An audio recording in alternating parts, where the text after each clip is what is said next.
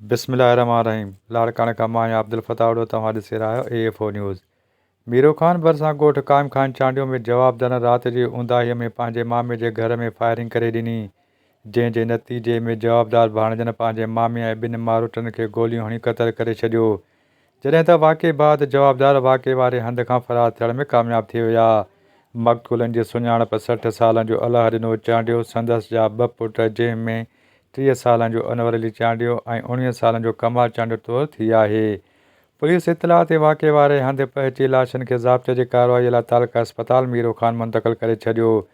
ॿुधाए पियो वञे त मामानि भाणजनि में गुज़िरियल 15 सालनि खां खूनी तकरार हलंदड़ हुयो। अब्दुल फताह वॾो, AFO न्यूज़, लाड़काणो।